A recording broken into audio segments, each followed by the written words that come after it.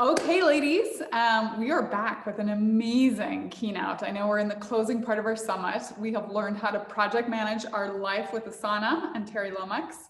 We built a business on FAIR, I hope. Picked up some, I don't know, I'd say new accounting jargon, because I've got a lot of accounting jargon, but certainly picked up some good tips on the accounting side and learned the importance of branding and how to really make that brand shine with Canva. And of course, I know you all were dancing to 305 Fitness. Certainly, even I can dance in some high heels. So I'm thrilled to continue with our theme of inspiration and innovation, and frankly, resilience, someone who really has pivoted and thrived during this crazy year, with Shan-Lyn, the founder of Zola. So let me just give you a little background because she is amazing. Shan-Lyn Ma is the CEO and co-founder of Zola, a wedding company that's revitalizing a 72 billion, yeah, with a B, billion industry, with a free suite of tools for couples to use to plan their big day and beyond. They launched in October of 2013. To date, I think it's over 1 million couples. I'm sure it's probably a bigger number now. And they've raised over $140 million. And we all know fundraising is never fun, but to get to that sort of dizzy height, how impressive. They've just launched several new products, including a wedding vendor search platform and a home store, which I think part of it was some of their learnings from COVID. So with that, I'm going to dive right in with Shan-Lyn. Welcome. I'm so excited to do this because everyone in the Ladies Who Launch family is like, Zola, all the time. So tell us what inspired you to start such an amazing brand and amazing company. Well, first, thank you so much, Sarah. And I have to say that just even being able to talk with you personally is such a fangirl, thrilling moment for me, as well as just an honor to be part of the Ladies Who Launch community. So like many successful startups, Zola was really born out of personal need. So we started in 2013, which was also the year that all my friends were getting married at exactly the same time. I Yep. think everyone in their lives has that year. You're going to a lot of, except perhaps this year, where you are going to every other year, you're going to a lot of weddings, you're buying a lot of gifts for your friends.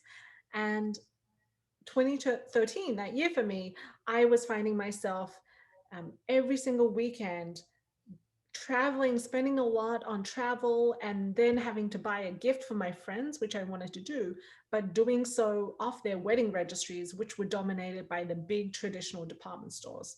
Mhm. I was looking at their registries and found it to be some of the worst e-commerce shopping experiences I had ever seen. I remember that. Yeah. And my co-founder and I, we had worked together for a while building beautiful e-commerce shopping experiences here in some of the earliest stage startups in New York that really kind of defined the e-commerce, I would say 1.0, 2.0, and thought we can do a much better job. And we should just do that. So we started Zola with the idea that we could create a better wedding registry. And since then, our vision has really expanded to be, let's serve couples getting married from that first day they get engaged through their entire wedding planning journey and into their first years of their newlywed life. And that's what we're focused on now. I am just so sad that you were not around when I was getting married. And since I don't plan to get married again, I don't really know if I'll ever have a chance to, but maybe I've got a daughter and a son. So there's hope, maybe. Yeah. But let me go back a little to kind of your mantra and ethos as an entrepreneur. And I actually love that you said it started from personal experience, because by the way, that is a theme I hear consistently, particularly with women, I think, particularly with the Ladies Who Launch community. But you've said, I'm pulling on a quote that as we stalked you, working hard isn't the only thing you need to do, but it's absolutely a minimum requirement, which I fully concur with. But what do you think the other requirements are, particularly for women? Like a lot of the women watching right now have either just started, want to get the courage to start, and are going to get going on something in the next year or so. So what else would you add to that list other than just, sheer hard work? Well, I would say apart from work, it's about making a personal commitment. When I first started Zola, one of my friends who was an entrepreneur told me, if you're going to do this, you should expect to spend at least the next 7 to 10 years of your life doing and thinking nothing about nothing else apart from this business and this idea.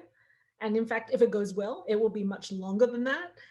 And so, my advice is always, before you commit to anything, um, make sure that you personally are really excited to commit a huge chunk of your life and give up a lot of other things to focus on this.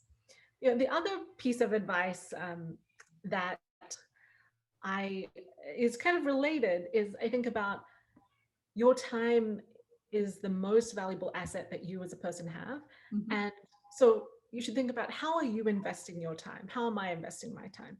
And over the years, pitching to many investors, I realized all of their investment questions boil down to three things, which is, one, why you? Why you the best possible person to go after this idea or start this company? The second is, why now? So why is now the right time that your idea is going to win in the market? What has changed in the market to allow that? And then third is, how much money is this going to make me? So how big is the market? Why is your idea uniquely positioned to capture a big part of it? And so, of course, each of those buckets has sub questions embedded, but the more that you can answer these three things for yourself as your number one most important investor, the more you'll feel confident about whether the trade-offs that you're making with your time are worth it or not. Yeah, that really resonates. Kind of a nice way to break it down. But I think starting with the why you, that has been my experience fundraising. People really invest in you, even when you come with like a big company behind you, which is why, you have to be okay making the ask on the other side, right? They're bringing something to the table too. So I appreciate you saying that. You've had this kind of launch and iterate strategy early at Zola. So maybe talk about what you mean by launch and iterate, but then also pull it forward into 2020 when we're all doing a lot of iterating. And I'm so impressed with some of the things that you did as you watched the market kind of change pretty violently, actually, right? Starting in March, April, where suddenly people realized they maybe couldn't do that beautiful event with 300 people all showing up. Yeah, so I talked about our vision is really to be that go-to wedding planning platform where engaged couples can do everything they need to do around their wedding. But it definitely didn't start that way. We started with one product, which was our wedding registry product. And then over the last 7 years, added another one and then another one. And really, the business was kind of expanded because we were pulled by our couples and our customers who were telling us what they needed and what they weren't getting from us that they really wanted. So the first thing we heard after we launched our first wedding registry product was, I love this registry. If I could only add a few more details about my wedding, I could also make it my wedding website, and then it would be all in one place, and then I'm done. And that saves me a lot of work. Mm-hmm. So we launched that wedding website product and it took off day one. And we thought, we should do more of that faster. Let's listen to what people are asking us for and get it out faster. And so the second product, which was our invitations and paper business, it really came about because then couples said, well, you have my guest list that I'm managing through Zola. You have my wedding website details. If I could just print my save the dates and wedding invitations right there, you can send them for me, then it's just so much easier. So we did that, similarly took off, which then led us into our most recent expansion around our local marketplace where people can find their wedding vendors, venues, photographers, and so on. And that, it's still to this day, I think it's about staying true to our core value of listening to user needs and pain points, and has served us well before 2020, as well as even more so during this year. Right. I'm going to come back to even more during this year, but I want to kind of tug on one thing you said. So as you were kind of telling me the next thing and the next thing, it actually threads really kind of, in some ways, not, I wouldn't say risk-free, but more obviously until that last one about the local marketplace, right? Because when you dive into that, then you got to really start to think about how are you going to create supply and demand, right, in that marketplace. And you're selling to now a new set of customers. I mean, is that true, first of all? And then how did you make sure you weren't overreaching at that moment in time? And how do you create a viral look? Because I'm assuming your couples bring some of their best ideas of local photographers or whatever, and then the local photographer might bring couples. So how do you think about building in things like viral looks? Yeah, so I think the what you just described is the challenge of now going from a largely consumer commerce business into a double-sided local marketplace business was Yeah. certainly much harder than anything we had done before. And I think it was really about speaking to as many experts who had built local double-sided marketplaces and had a lot of lessons of things to both avoid as well as things that we could do from day one, that helped us understand, okay, so let's, for our particular business, focus on supply, which is how do we convince, compel, communicate venues and local wedding vendors to give us a shot. So we thought, what is the most compelling thing we can offer? It's we can offer them exposure to potential couples getting married, and we can do it for free. Mm-hmm. So that seems like a good value proposition theoretically. Let's try it out. We tried it out. I think we learned a lot about how to communicate that value proposition, how to do it at the right, whether it's time of the week, time of the year. I think a lot of it, like many businesses, comes down to the right execution. And once we learned what worked in one market, we then started to apply that to go after more and more local cities to say, okay, now we have an understanding of how to do it in New York. Let's look at our insights into where Zola couples are and focus on those locations of where we already have a lot of couples getting married. I think the benefit that we have of that many other marketplaces starting from scratch didn't have is that we already have a lot of the demand side. So we already had couples getting married. It was more, how do we create the supply? And I think that focus has taken a long time. It's taken, I would say a year to really feel good about being in a critical number of cities with a good amount of options in those cities. And now we're thinking more about the piece you mentioned about how do you drive the viral loop? How do you make sure that anyone who's happy with the experience they've had matching with their vendors on Zola can then tell all their friends, and same on the vendor or venue side. Yeah, it's hard. I will, as someone who's built a number of marketplaces, it is super hard, but at some point it's the big unlock because that gets you into really big kind of space. So I admire that you're going there. We were continuing down this, tugging this thread. So take me back to what it was like at the beginning of 2020. What were some, clearly big schism in the market, but how did that lead you to thinking about things like change the date or the home business, right? As you saw consumers interact on your platform. Yeah, I think it's no surprise to anyone that the pandemic and the lockdowns associated with it have had a huge impact on the wedding industry. And, I think no one within the wedding industry has been immune to that. What I'm really glad that we had kind of set up as a culture from day one was this culture of listening to our users and moving really quickly against what we were hearing from users. And so when the lockdown first started, we heard very quickly a lot of pain and angst and uncertainty from our couples around what they should do about their weddings, where they had wedding dates planned for this year. And we thought about how can we help them, which led to this concept of change the dates. So many people who had bought save the dates or wedding invitations, we knew were already shifting their dates. And so we very quickly built and launched this product that they could then print out, change the date, send it to everyone they had invited, and communicate what was happening. We did the same on our wedding website product where they could put up a message, whatever they wanted to tell guests, and do it all at once.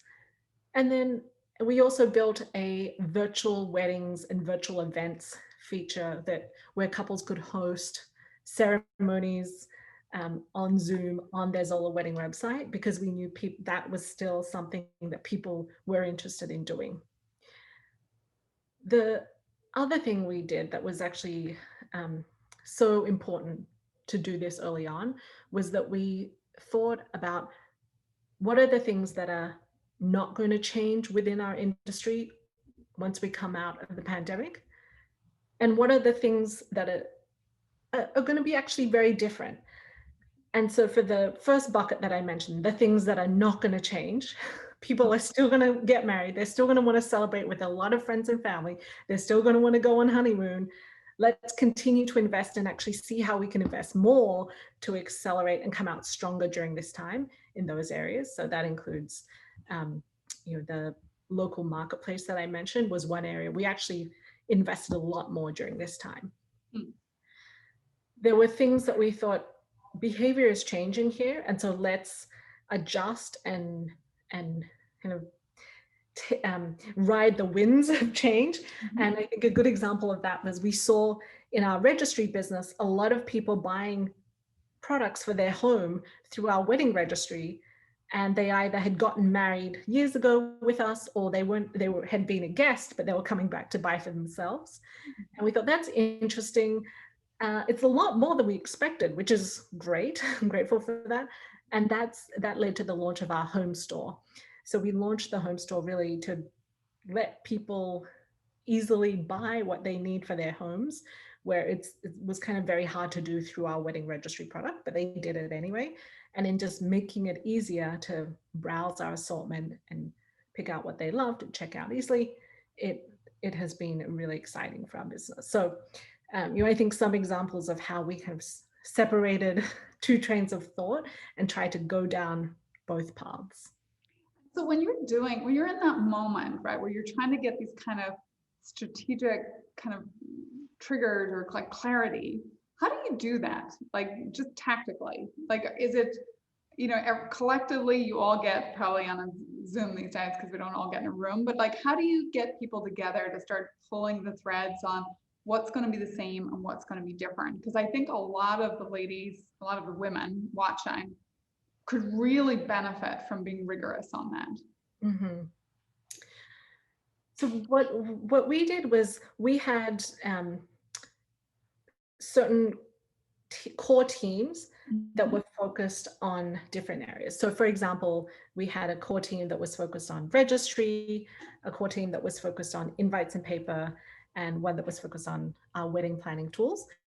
And so we asked each of those teams, within your universe, what do you think is different and what do you think stays the same? And then we also discussed that together as a leadership team. And I think through that kind of debate process, we thought, okay, here's 10 ideas, but we can only really do, say, 4 to 5. And so let's debate and discuss vigorously what are those 4 to 5 things we want to put our scarce time and resources on, and what are the pros and cons of each, what is the business impact associated with each, and then let's decide, pick 4 to 5, decide, hold hands, and then move forward. And I think my personal kind of work background has been in product management, which has just been the best framework, I think, because it's always helping me think about, for any decision, how do you always prioritize the thing that's going to have both the biggest impact on the user as well as the biggest impact on the business? And this decision making was not that different to that. Yeah, I think it's a really good, PMs are such good interdisciplinary thinkers, right? Because in the end you have to, particularly in like in tech, my world I come from, right? You have to think across insights plus design plus engineering plus the go-to-market and so on, and kind of herd the cats. But I think make the decision and move, right? To me, sometimes a poor decision is actually better than no decision. It's one of the things I felt most when I walked into Nextdoor. We were having a no decision moment about our ad platform of all things, which is kind of the oxygen that we breathe. And in the end, I kind of felt like we just need to make a decision. We don't have perfect information, but let's move people. I buy the Bezos line about very few things, right? Or door one that you can't come back from. Switching gears a little bit away from just the pure strategy and how you think about building your business to the people. So, you said that when you're starting out, right, investors want to know why you, but then when you think about your people, the why you as well comes up. How have you led, first of all, through this time when you've needed to really have people adapt quickly and keep giving them confidence, even at a time of massive uncertainty? So this is where we have, as a leadership team, and in reflecting myself personally, have really focused on what are the things that people have loved about our culture and what are things I consider most important about our culture, and how can we continue to bring that out, whether it's in conversations over Zoom or Slack or emails.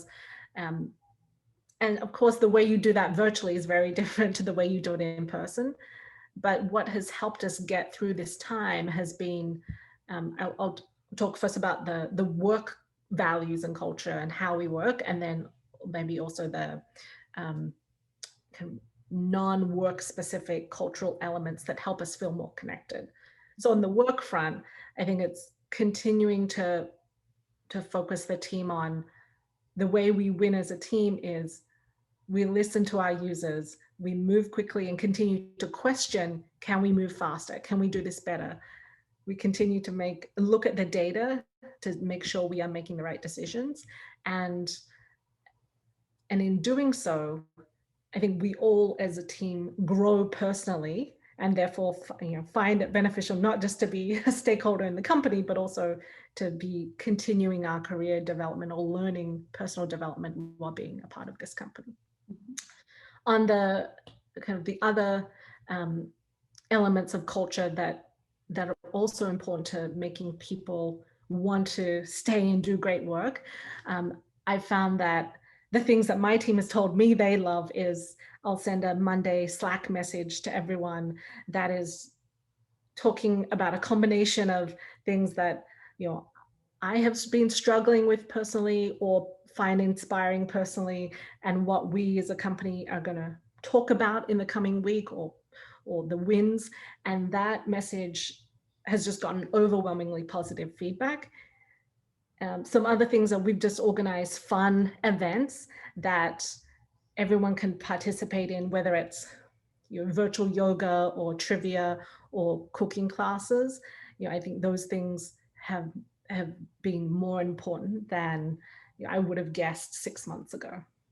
Yeah, I agree. Actually, it's the remembering the humanity side too, because when we started this conversation, you talked about the work hard, I have the work hard gene, but remembering that people actually need an outlet, because you kind of think they walk away from the screen and that's their outlet, but so much of the work environment is kind of an outlet too, right? It's where we are social and meet great friends, and it's hard if everything just happens in a compartmentalized box. It's all just about work. I love that. I also love your Monday Slack to everyone. So actually and it goes back to the work thing, I send a Saturday, I call it a love letter to the company. So I send a little email out, which is what I've noticed through the week. But it's the same idea. It's like what's really struck me in the world, maybe at the company, but maybe broadly, and then how does it pertain to next door? Like, how does it matter to us? And I write it when my kids are doing a piano lesson. So I have this beautiful music in the background while they're on virtual piano. But it's funny that we both do that. Going back on the team front, so people ask me a lot, how do I, as I think about hiring, like what's my philosophy on the people I bring in?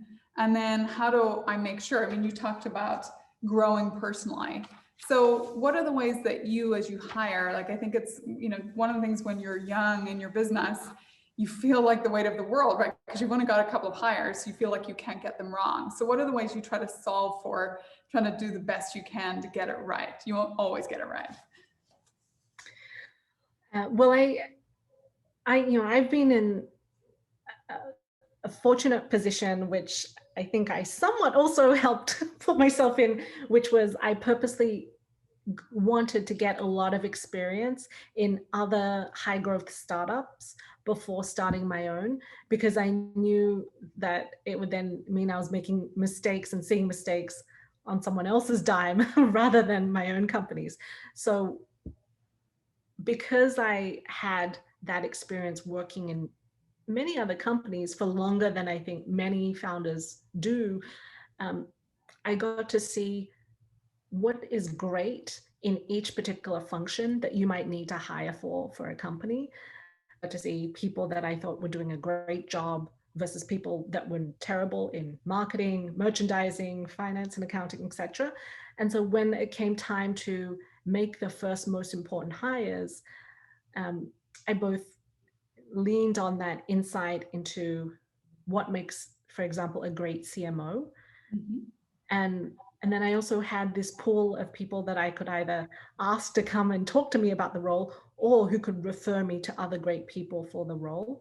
Yeah. And so that was priceless in early hiring. One thing I would say that I um, looked for, that I would absolutely look for again, is someone that could not just do the job that I was hiring for at that point in time, but that was actually probably a bit too senior for that particular position, and so could really grow with the company as the company scaled. And it's hard to find that person because often senior people don't want to take what they perceive as a more junior role.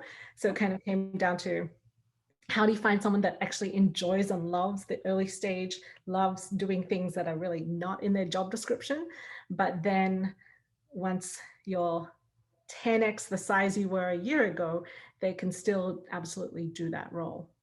Yeah, yeah, they are. I mean, you kind of start to learn that about yourself too, that you love that growth stage, and finding those same people that love that kind of growth stage where the company's still small because you're going to have massive impact, but you actually know where you're going. They are gold dust when you find them. Um, on the people front, you had to make a tough decision this year. You also had to let some people go as you right-size the company for the environment. That's really tough. Talk about that and what that was like. How did you make those decisions? And what did you learn in hindsight that you would tell everyone listening right now? Yeah, so having to um, do the first ever round of layoffs at our company because of the pandemic was honestly the worst day that I've had at Zola in 7 years. And I think the reason is because you really feel like you're letting down a lot of people. The thing that I had to keep reminding myself in my head every time I felt like that was, we were doing it to save the company and save the jobs of the people remaining in the company. I think the common advice you hear from many people who have gone through similar experiences is to just make sure that however you plan, the best way that you can plan is to only do it once. And so, that was what we had in mind at the time. And, that remains our goal. And I'm, I think, so glad that that was something that was very squarely in our mind, because I think having to do that more than once in very close succession is, it's a killer to any company. Yeah, the death by a thousand cuts. I lived it really early in my career because I came out of business school in 2000 in tech. Yay! And I remember so clearly vividly that first job where, we were a little, mighty associate class. Everyone was so excited. And like we started at 16, and by the end, I think there were like 4 of us, maybe 3 of us. But it was like you came to work every couple of months and another like chop session. And whoever gave you that advice, it was good advice, because it's hard for people to live under the specter of like the knife falling. And then what happens is your best people leave, right? Because they have alternates. And that's the thing you don't want to have happen. You need your best people to be glued in, and to get you back into where you need to be. Yeah, absolutely. If I could get a little bit more personal, you've been through some pretty big challenges yourself, right? You immigrated to the United States, put yourself through business school, but you had a pretty awful car accident a few years ago. And, I don't want to get overly personal, but, clearly those moments teach you a lot. What are some of the things that as you look back, you're kind of grateful for in the face of such adversity, and that the sort of advice that you would pass on to others? Yeah, I think, during the car accident and the recovery period in hospital and out of hospital after that was really the hardest time that I've had to live through in my life. And what that did was, when it got to 2020 and when it got to the hardest times and days during this year, it kept reminding me that I'm lucky to still be alive. And actually there's many things that I was grateful for in being able to survive that car crash, that similarly I remain still grateful for today, going through this year. And so, just as an example, one of the things that I did during that time post accident was started to use the 5-minute journal, which is something that it's just a simple process where every morning you write down what are the 3 things you're grateful for that morning, and what are the 3 things that would make that day a great day. Takes less than a minute. And many times, I find myself writing the things that I'm grateful for are to be alive, to have a warm home, and to have a happy, healthy family, to have a great job with great teammates. And even this year, with everything that has been so tough, those are the things that have helped remind me what is going to get me through this time. I love that. I actually think gratefulness generally as a habit is so powerful. And I do it with my board, who all get super freaked out, right? Because they're all like, I've got like a pretty cool board of people, have all been there, done that. And then I get them all, and we just did it virtually, literally last Thursday night, because I do a virtual board dinner. And I was like, okay, we're all going to start with gratefulness, and I can see the horror, and they're like, we'd like to talk about DCFs or something, and I'm like, yeah, we're all going to be grateful. And it really brings the humanity to the fore, but it also is the mindset of them being able to tackle really tough things if you've had that forcing function of gratefulness. So yeah. I love that you do that. I love that you do it every day. I'm not that good. I do kind of a gratefulness journal, maybe like once a month. I also write down the things I'm afraid of, because I find it helpful to look back 9 months ago or whatever, and I'm like, oh my God, what was I thinking? It was not a problem at all, right? So good memory. That's so interesting. I'm going to have to try that as well. You can add that to your, and the one thing that you're most afraid of, and then you just remember that actually there's not that much to be afraid of in the world. Interesting. One more for you, and then I'm going to end on the action that you want everyone to take. But I think you've also been quoted as saying you want women to think bigger. And, you really, it's amazing what you have built. I think a quote you sometimes use is men pitch unicorns and women pitch businesses, which I think is interrelated with this idea of thinking bigger. So what's behind that? So tell me a little bit about the think bigger thought, and then what's your advice? Like, how can people actually think bigger, but with some realism attached to it? Yeah, one of the best lessons that I've learned and remembered most vividly during the many rounds of fundraising to many investors that I've had to do it for Zola was actually one time following a VC partner pitch meeting. So just to paint the picture for anyone who wants to imagine what this is like, it's a large boardroom with sometimes more than 20 investors, 99% of which are all older men, all stone-faced, listening while you pitch a PowerPoint deck about your business, your traction, and your opportunity to capture more of the market. So it's very intimidating. and so I, in my early rounds of fundraising, I was doing one of these partner presentations, and after it, I asked the single female investor in the room for feedback. And she said, um, she sees male founder after male founder come in and bang their fists on the table and swear with 100% certainty that they are building a multi-billion-dollar business. And you didn't do that. And sometimes, while rationally you, as an investor, you think, well, just because she didn't do that doesn't mean that it's not possible. But there's something psychological that after you see that pattern again and again and again, and someone doesn't do that, it does raise a question mark.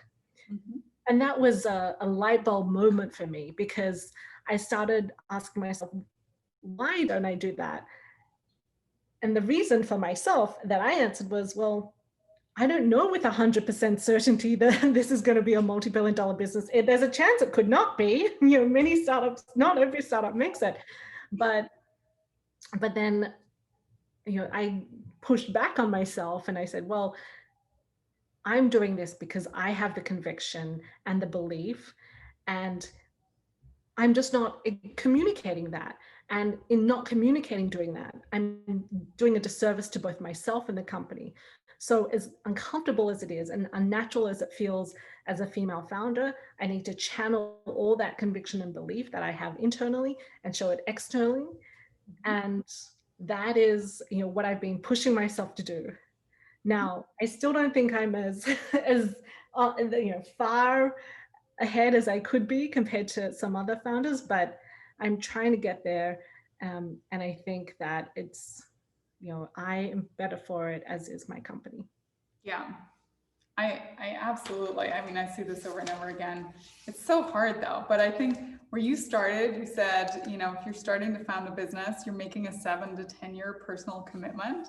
So in some ways, like, what could be bigger than that? You're going to give a decade of your life. So it better be worth billions of dollars, right? Or at least, I don't know if that tips people over the edge, but I love that advice, because I do think women have a tendency towards more kind of realism. It's the same thing we see with job applicants, right? Unless you check every part of the box, you're like, well, not quite qualified, right? And I see plenty of others come in who maybe do one thing on the checklist. You're like, what made you think you were qualified for this job? But clearly that didn't stop them. So I did say there was one more thing before I ask you, like, what's the one thing you want everyone to do? But I have to ask you, way back when we were talking about virtual weddings, what's your favorite virtual wedding moment, or what's a good story of your platform? You must have so many kind of joyous moments. So I don't know if this is a virtual wedding, but a fun moment was, early on, when we were still trying to get the word out that Zola exists. We were thinking about, who do we know who is influential, who could be involved in a wedding? And the answer we came back with was a celebrity dog who has now passed away. Unfortunately, he's very old, but it was this famous dog called Toast. And so we staged a wedding between the dog Toast, and the dog that Toast married was the dog of one of the Real Housewives of New York. And it turned out to be a huge celebrity wedding with the whole cast of the Real Housewives of New York attending. And it was really something you had to see to believe, but it ended up being, one of the most fun things we could ever have imagined to get the word out about the company. I love it. Guerrilla marketing. I love, love, love it. We had this great moment at a Ladies Who Launch in Dublin. We were talking to Jo Malone, who makes all the smelly candles and things. And she talked about having no marketing dollars. And so she hired a couple of like models to walk around New York, literally stunning, with like all of these Jo Malone bags full. And she just made them walk around New York for like a month. And they, these poor models weren't making that much money. And people would come up to them and be like, what are you buying? And that was literally her guerrilla marketing technique, which has always stuck with me as just such a good idea when you don't have any money. So I love it. So I'm going to add now dog wedding as another influencer strategy. So everyone has, I know they've loved this keynote because I have loved this keynote. Your smarts and your hard work, all that comes through, but also with this glorious kind of soul about your business. But what's the one action you want everyone who's listening to take, right? We're very action oriented at Ladies Who Launch, and we want them to do it in the next week. So what would be that one thing that you would suggest? Yep. The thing that I wish I had someone to encourage me to do earlier on in my life, it was to think about yourself as your number one investor of your time, and put together an investment plan of what is the most highest ROI thing that you could be doing with your time. And that could be, it doesn't have to just be work, but I think if we all put our investor hats on, I think it helps clarify what are the things we really do and don't want to do with our lives. Oh, I love that. I'm going to do that as soon as we finish off here. That is such a good idea, along with my gratitude journal. I'm sad that we are at the end of this keynote. For all of you listening, I know this has been a great one. Shan-Lyn, you're amazing, and congratulations and good luck with everything that's going to be in front of you. I can't wait to see where you take Zola next. For everyone else listening, please, take a quick break. Maybe you can dance it out for 5 seconds. But we're going to turn it over to Rosie Rios. Rosie, if you don't know her, is the 43rd Treasurer of the United States. When I first met her, she introduced herself as the CFO of the United States. She's also a new Ladies Who Launch board member, and we could not be more delighted to have her. She's going to sit down right now with 3 small businesses who have persevered through this year. Spoiler alert, it was not easy, but these ladies are going to give you some extra fire in your belly. So with that, over to you, Rosie. Thank you.